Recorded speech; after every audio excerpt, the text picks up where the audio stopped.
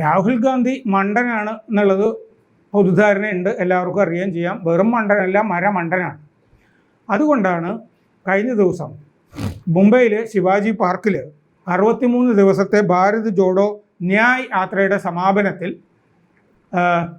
ഹിന്ദു മതത്തിലെ ശക്തി സങ്കല്പത്തിനെ പറ്റി രാഹുൽ ഗാന്ധി മണ്ടത്തരം പറഞ്ഞത്. അതായത് അദ്ദേഹം പറഞ്ഞത് എന്താണെന്ന് ആ വാചകങ്ങൾ ഹിന്ദിയിലാണ് പറഞ്ഞതെങ്കിലും അത് പരിഭാഷ ചെയ്ത് ഞാൻ പറയാം. There is a word Shakti in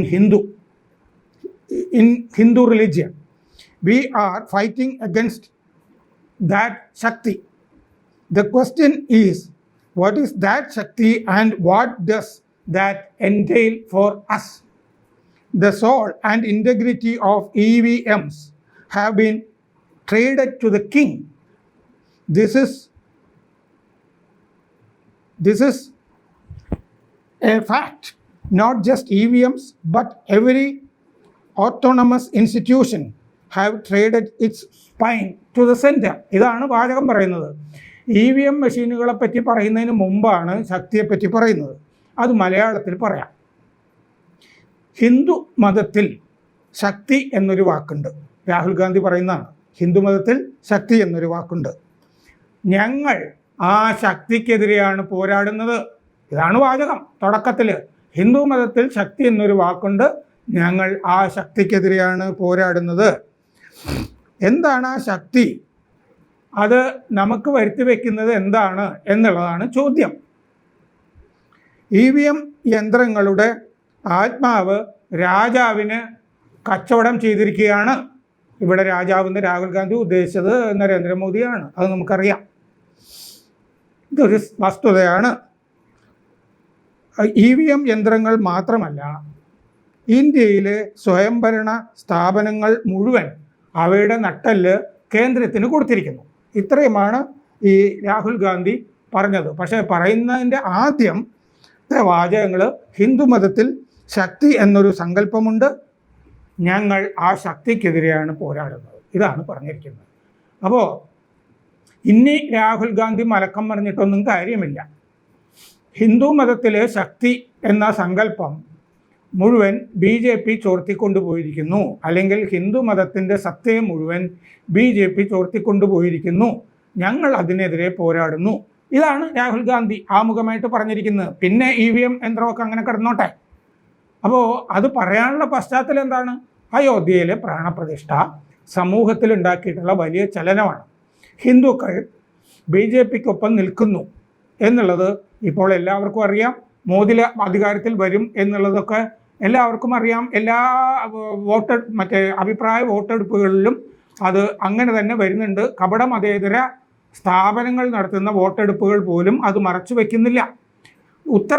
ഉത്തർപ്രദേശിൽ ജയിക്കുന്നവർ ഇന്ത്യ ഭരിക്കുന്നുള്ളതൊരു പഴഞ്ചൊല്ലുള്ളതാണ്. ഉത്തർപ്രദേശിൽ കോൺഗ്രസിന് 0 സീറ്റാണ് കിട്ടാൻ പോകുന്നത്. റായ്ബറേലിയിൽ കഴിഞ്ഞ തവണ 1 സീറ്റാണ് ഉത്തർപ്രദേശിൽ കോൺഗ്രസിന് കിട്ടിയത്. റായ്ബറേലിയിൽ സോണിയാഗാന്ധി ജയിച്ചു, ബാക്കി എല്ലായിടത്തും തോറ്റുപോയി. ഇത്തവണ ചിലപ്പോൾ റായ്ബറേലി സീറ്റും അവർക്ക് പോയി എന്ന് വരും. സോണിയാഗാന്ധി നിൽക്കില്ല, ചിലപ്പോൾ പ്രിയങ്ക ഗാന്ധിയുടെ കന്നി മത്സരമായിരിക്കും എന്നൊക്കെ പറയുന്നുണ്ട്. കന്നി മത്സരത്തിൽ തന്നെ ആ കുട്ടിയെ ബലി കൊടുക്കണോ എന്നുള്ള സംശയമാണ് എന്നെപ്പോലുള്ള ആളുകൾക്കുള്ളത്. കേരളത്തിൽ തന്നെ അല്ലെങ്കിൽ കർണാടകയിലോ മറ്റോ പ്രിയങ്കയ്ക്ക് ഒരു സുരക്ഷിത സീറ്റ് കൊടുക്കുന്നതല്ലേ ഭംഗി.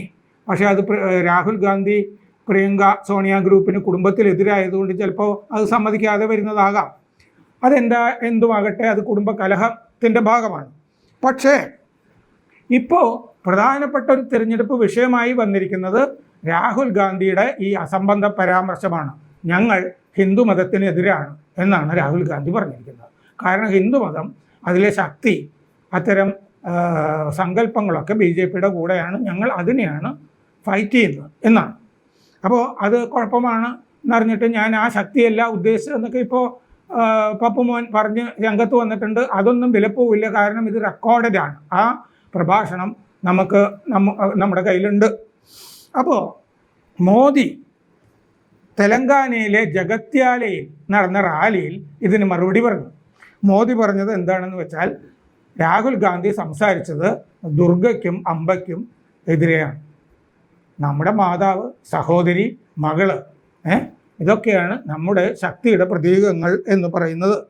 അദ്ദേഹത്തിൻ്റെ വാചകങ്ങൾ ഞാൻ അങ്ങനെ തന്നെ ഉദ്ധരിക്കാം. നമുക്ക് ദുർഗയും അംബയും ഒക്കെയാണ് ശക്തി. സ്ത്രീവിരുദ്ധ പരാമർശമാണ് രാഹുൽ ഗാന്ധിയുടെ ഭാഗത്തു നിന്നുണ്ടായിരിക്കുന്നത്. അത് ഹിന്ദു വിരുദ്ധമാണ്. നമുക്ക് ഓരോ മാതാവും മകളും ശക്തിയുടെ സ്വരൂപമാണ്. എന്നാൽ ഇന്ത്യ മുന്നണി പറയുന്നത് പോരാട്ടം ശക്തിക്കെതിരെ എന്നാണ്. എനിക്ക് ഓരോ അമ്മയും മകളും സഹോദരിയും ശക്തി സ്വരൂപമാണ്. ഞാൻ ഭാരത മാതാവിനെ ആദരിക്കുന്നു. മോദി പറഞ്ഞു, ഞാൻ ഭാരത മാതാവിനെ ആരാധിക്കുന്നു. അവരുടെ തെരഞ്ഞെടുപ്പ് പത്രിക ശക്തിയെ ഉന്മൂലനം ചെയ്യാനുള്ളതാണ്. ഞാൻ ആ വെല്ലുവിളി സ്വീകരിക്കുന്നു, മോദി പറഞ്ഞു. മോദി അദ്ദേഹത്തിൻ്റെ പ്രസംഗത്തിൽ നമുക്ക് ഭാരതത്തിനെ പറ്റിയിട്ടുള്ള സങ്കല്പം കൂടി കൊണ്ടുവന്നു. ഭാരതം നമ്മുടെ മാതാവാണ്, ഭാരത മാതാവ്. പക്ഷെ ഭാരത മാതാവ് എന്നുള്ള സങ്കല്പം ചില ആളുകൾ ഇന്ത്യയിൽ സ്വീകരിക്കുന്നില്ല. ആരാണ്? മുസ്ലിങ്ങൾ സ്വീകരിക്കുന്നില്ല അങ്ങനെ ഒരു സങ്കല്പം. അതിലേക്ക് ഞാൻ കുറച്ച് കഴിഞ്ഞ് വരാം. അപ്പോൾ നമ്മൾ ഇത്രയും നമ്മുടെ സങ്കല്പത്തിനെ പറ്റി പറഞ്ഞ ശേഷം നരേന്ദ്രമോദി അദ്ദേഹത്തിൻ്റെ പ്രഭാഷണത്തിൽ ചന്ദ്രയാനിലേക്ക് കടന്നു. ചന്ദ്രയാൻ 3 നമ്മുടെ വിക്ഷേപണ വാഹനം ചന്ദ്രനിൽ ചെന്ന് നിന്ന സ്ഥലത്തിന് നമ്മൾ ശിവ് ശക്തി എന്നാണ് പേര് കൊടുത്തിരിക്കുന്നത്. മോദി ചൂണ്ടിക്കാട്ടി.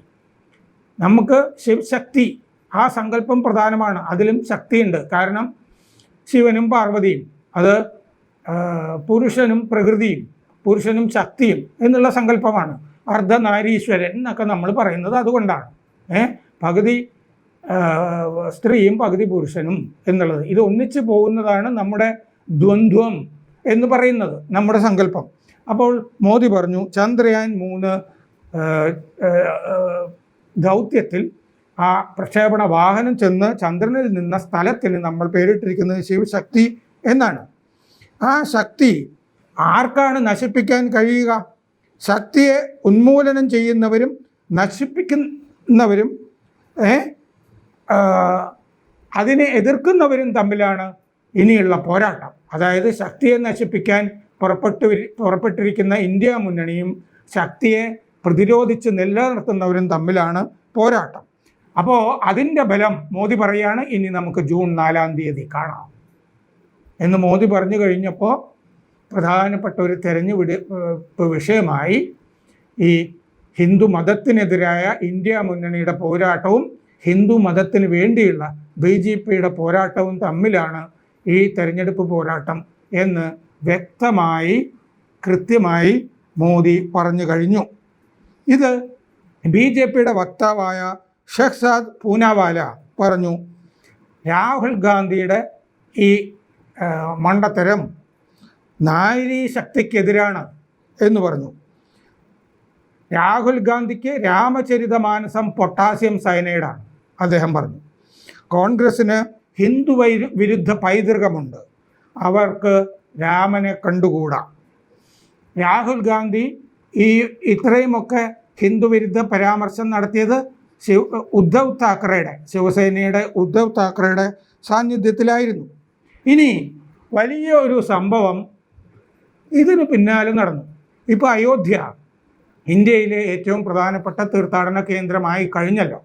അവിടുത്തെ മുഖ്യ പൂജാരിക്ക് ഇപ്പോൾ വലിയ സ്ഥാനമാണ് ജനങ്ങളുടെ മനസ്സിലുള്ളത്, ഹിന്ദുക്കളുടെ മനസ്സിലുള്ളത്. നമ്മളിപ്പോൾ ശബരിമല തന്ത്രിയോടോ ഗുരുവായൂരിലെ മേൽശാന്തിയോടോ അല്ലെങ്കിൽ ഗുരുവായൂരിലെ തന്ത്രി ചേന്നാസിനോടോ ഒക്കെ ചോദിക്കുന്നത് പോലെയാണ് ഇപ്പോൾ അയോധ്യ രാമക്ഷേത്രത്തിലെ മുഖ്യ പൂജാരി ആചാര്യ സത്യേന്ദ്ര ദാസിനോട് പ്രതികരണം തേടുന്നതും. അപ്പോൾ രാഹുൽ ഗാന്ധിയുടെ പ്രഭാഷണത്തെ പറ്റി അയോധ്യയിലെ മുഖ്യ പൂജാരി ആചാര്യ സത്യേന്ദ്ര ദാസ് പ്രതികരിച്ചിരിക്കുന്നു. അദ്ദേഹം പറഞ്ഞു, ദൈവങ്ങൾക്കെതിരെ സംസാരിക്കുന്നവർ, നമ്മുടെ ദേവതമാർക്കെതിരെ സംസാരിക്കുന്നവർ ജയിലിൽ പോകട്ടെ. ഹിന്ദു വിരുദ്ധ പാർട്ടിയാണ് കോൺഗ്രസ്. ഹിന്ദു ധർമ്മത്തിൽ നാരീ ശക്തി പ്രധാനമാണ്. ഇത് അയോധ്യ ക്ഷേത്രത്തിലെ മുഖ്യ പൂജാരി പറഞ്ഞതാണ്. ഇനി ഹിന്ദു മതത്തിൽ ശക്തിക്കുള്ള സ്ഥാനം ചെറുതായിട്ട് ഞാൻ പറയാം.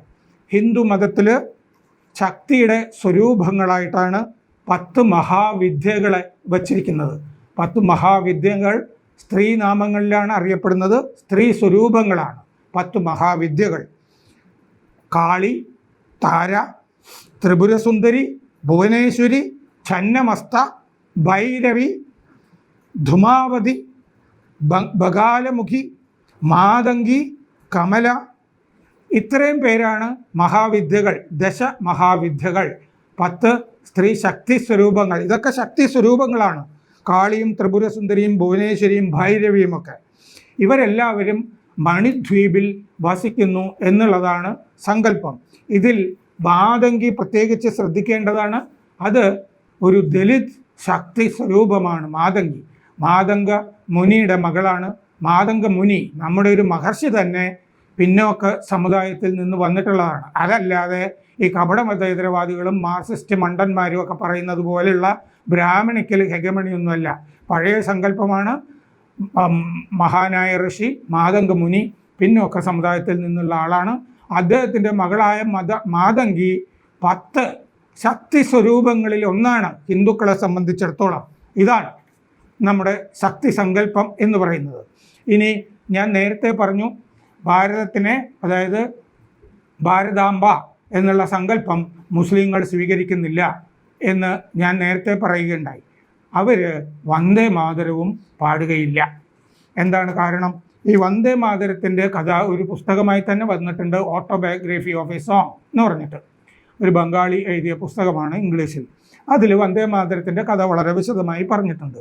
വന്ദേ മാതരം നമ്മൾ സ്വീകരിച്ചിരിക്കുന്നത് ദേശീയ ഗാനമായ ജനഗണമനയ്ക്ക് തുല്യമായ സ്ഥാനമാണ് വന്ദേ മാതരത്തിന് എന്നുള്ളത് നമ്മൾ പറഞ്ഞു കഴിഞ്ഞതാണ്. സുപ്രീം കോടതിയിൽ ഇന്ത്യ സർക്കാർ പണ്ടേ അതൊരു സത്യവാങ്മൂലമായിട്ട് കൊടുത്തിട്ടുമുണ്ട്.